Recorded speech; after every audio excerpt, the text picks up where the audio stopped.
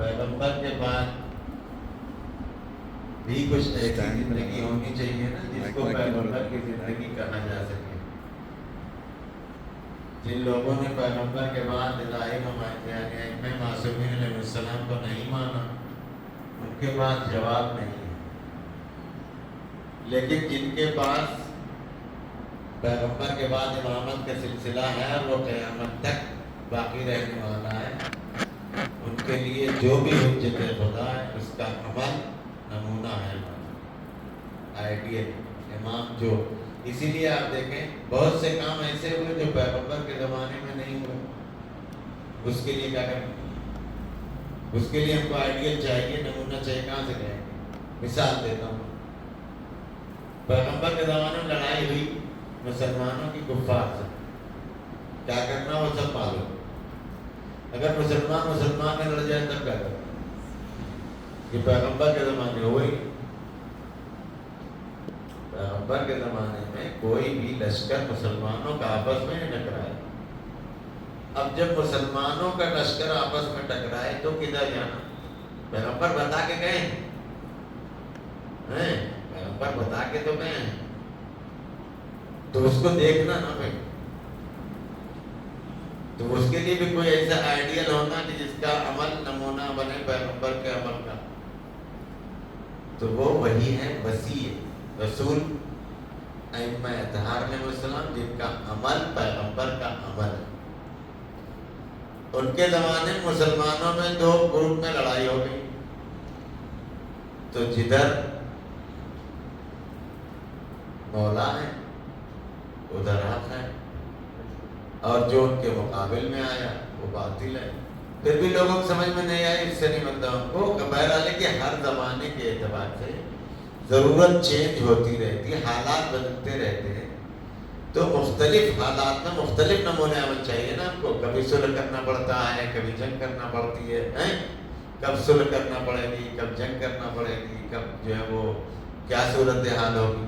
تو اس میں سے ایک کنڈیشن ایسی آتی ہے کہ جب حکومت آپ کے اگینسٹ ہے, آپ کی نہیں ہے, مگر وہ بہت زیادہ آپ کے اوپر مہربان ہوئی جا رہی ہے.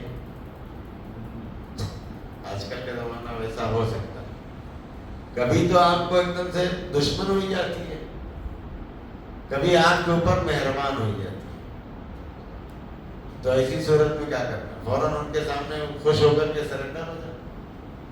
نہیں, نظر رکھنا ہے یہ چاہتے کیا. کبھی ایسا نہ ہونے پائے کہ حکومت اور ظالم اور باطل کا آلہ کار بن جائیں. تو جو فرمانا ہے ایسی صورت اگر بنے تو کیا کرنا؟ اس کے لیے 8ویں امام علیہ السلام کی زندگی کو پڑھنا. ہر امام کی زندگی میں آپ کو ہر اعتبار سے ملے گا, مگر پڑھیے. آج کل بہت آسان ہے, آج کل بہت مشکل نہیں ہے. تیلگو میں ٹائپ کیجیے, فوراً تیلگو میں آ جائے گا. اردو والا اٹھا کر کے آپ دے دیجیے اس کو تیلگو میں کرو, وہ تیلگو میں بتا دے گا. کئی منٹ لگتا ہے سر. جو لاکھ لاکھ روپے کا موبائل لے کے ٹہل رہے ہیں, آپ کو لکھنا ٹائپ کرنا نہیں آتا نا, آپ وائس بول دو یہ چیز ہم کو چاہیے, ہے نہیں. خالی گیم مت کھیل 1.5 لاکھ کے فون پہ. اگر آپ چاہیں تو اسی میں تو جب ہمارے اسی چاقو سے آپ سبزی کاٹ کے لوگوں کا کھانا پکا کے پیٹ بھر سکتے ہیں. اسی چاقو سے آپ لوگوں کی جان لے سکتے ہیں. اسی موبائل میں آپ کھیل کے اپنا ٹائم برباد کر سکتے ہیں, اور اسی موبائل میں آپ بہت وہ چیز جان سکتے ہیں جو لوگوں سے پوچھنے پر نہیں ملنے والی. تو وہ آپ کرنا. 8ویں امام کے بارے میں آپ سرچ کیجیے, مل جائے گا. بعض AI سافٹ ویئر تو ایسے بات کرتے ہیں جیسے کوئی مولانا بات کر رہا ہے. دیکھا نہیں دیکھا؟ ہاں, تو آپ اس کو سیکھیے, اس میں جائیے, مگر 100% اس پر بھروسہ مت کرو. یہ بھی بتا رہا ہوں کہ یہ آزمایا ہوا کئی جگہ ایسا خرچہ دیتا ہے, تو اس کو آپ کریکٹ کروا لیجیے کسی عالم کی نگرانی, کسی مولانا سے پوچھ لیجیے کہ ایسا دیکھا میں نے کیا معلوم کیا کیا یہ صحیح ہے، مجھ کو اس عبارت کا یہ ترجمہ اس نے بتایا کیا یہ صحیح ہے، وہ آپ کریکٹ کرتے رہیں، کیونکہ آپ تو اس میں سے نہیں ہے نا کہ جس کے لیے کتاب کافی ہے، آپ تو اس کے قائل ہے نا کہ پڑھانے والا ہونا چاہیے. ہاں گوگل کافی ہے مت دیکھیے، چیٹ جی پی ٹی کافی ہے نہیں، اے آئی ہے لیکن بہرحال، مگر یہ کہ آسان ہے، کام آسان ہے اگر آپ چاہیں تو آٹھویں امام علیہ السلام کی زندگی کو پڑھیں، حاصل کریں، صرف اسی پر مت ڈپینڈ رہیں کہ مولانا جب بیان کریں گے تب سنیں گے، وہ بھی اگر نیند نہ آئی تب، اور اگر کبھی منہ کھانے لگی تو ہوتا ہے، ایسا نہیں ہوتا. وہ ایک صاحب مجلس پڑھ رہے تھے تو نہیں والے پیسے پڑھ رہے تھے، دیکھا انہوں نے دھیرے دھیرے دھیرے دھیرے مجمع اٹھ گیا، ایک صاحب بیٹھے بچے کو تو اترے، کہنے کہ بھیا آپ کا بہت شکریہ کہ آپ کم از کم اتنی دیر تک ہم کو سنتے رہے. کہا نہیں جملہ میں مائک والا تھا، آپ ختم کریں تو مائک لے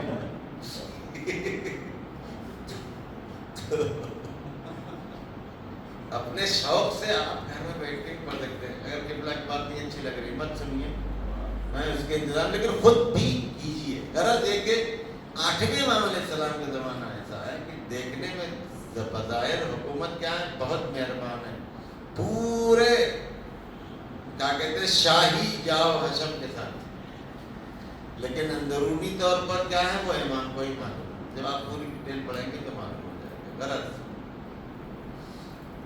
لیکن ایسا جب موقع آئے تو اپنے آپ کو کیسے محفوظ رکھنا ہے، وہ جب آپ امام کی زندگی پڑھیں گے تو پتہ چلے، اور کیسے ایسے موقع کا فائدہ اٹھانا ہے. امام جانا نہیں چاہ رہے تھے، امام کو حکومت چونکہ ڈری، وہ سب کے ڈیٹیل گھنٹوں لگیں گے، بہرحال امام کو لے جایا گیا، لیکن اس سے فائدہ جو امام نے اٹھایا وہ اپنے فائدے کے لیے. امام نے جو ایک حدیث بیان کی نیشاپور میں، وہ ایک حدیث ان کی پوری سازش ایک طرف، اور امام کا وہ 4000 راویوں کے درمیان میں لا الہ الا اللہ اکیلے کافی نہیں ہے بغیر امامت کے عقیدے کے، سمجھ رہے ہیں، بیان کرنا یہ ایک طرف. اس سے کیا درس لیا؟ ہماری اپنی مشکلات تکلیف، ایک حق بات کا بیان ایک ہی لائن میں صحیح ہو، وہ ایک الگ معنی رکھتا ہے. تو جب ہم کو موقع ملے اور اس بات کو، اب وہ صورتحال جو تھی یہاں تک کہ حکومت ہینڈ اوور کرنے کو تیار ہے، آپ لے لیجیے، آپ کیجیے.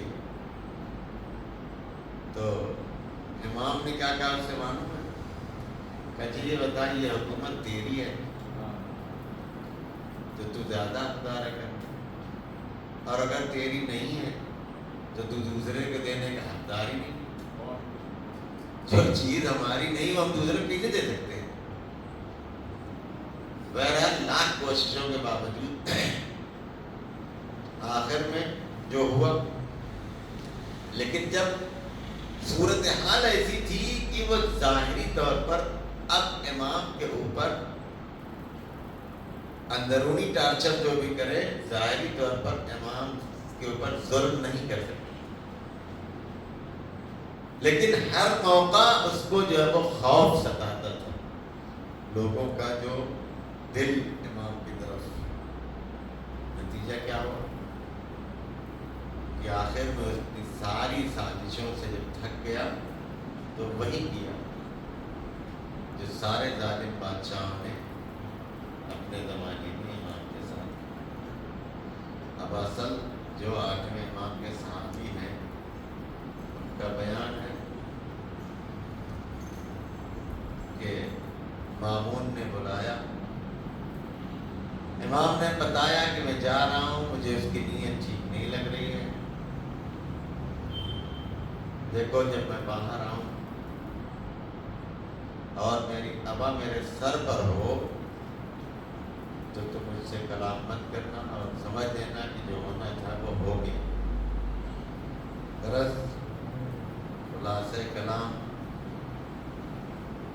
کہ اس ملعون نے امام کو انگور میں زہر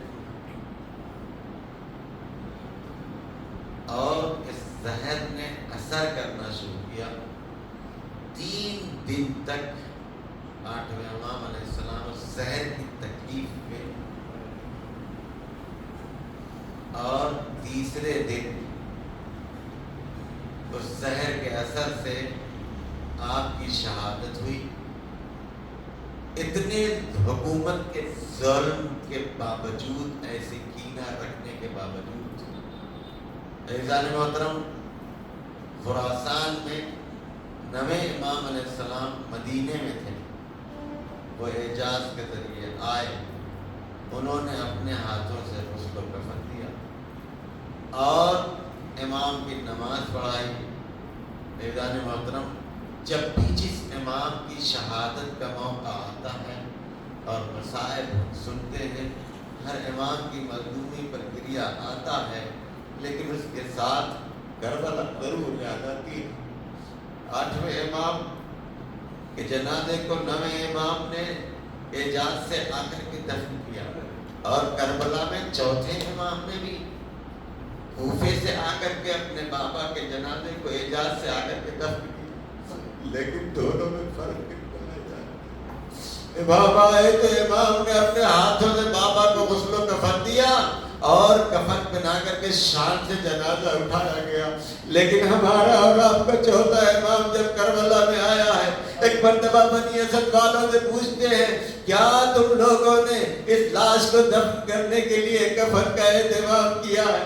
ان لوگوں نے کہا کہ ہم نے تو کوئی اہتمام نہیں کیا. اچھا رکیے، گھر جا کر کے حصیر یعنی چٹائی لے کر کے آتے ہیں، امام کے جنازے کو حصیر میں لپیٹ کے 4تھے امام سے برد لحظ کرتے ہیں. میں 9ویں امام کی خدمت میں بس اتنا ہی پرسار کروں آقا، آپ نے 8ویں امام کا جنازہ اپنے ہاتھوں سے غسل کفن کے ساتھ دفن کیا ہے، لیکن آئے کربلا میں ہمارا مظلوم امام اپنے باپ کو کفن دینے کے لیے کفن کا کپڑا بھی موجود. سيعلم الذين ظلموا أي منقلب ينقلبون. بارے لا تجوازتا محمد و آل محمد علیہ السلام. ہمارے اس مختصر سے عمل کو قبول فرما، ہمارے امام کے دور میں تعدیل فرما. ہم سب کو آقا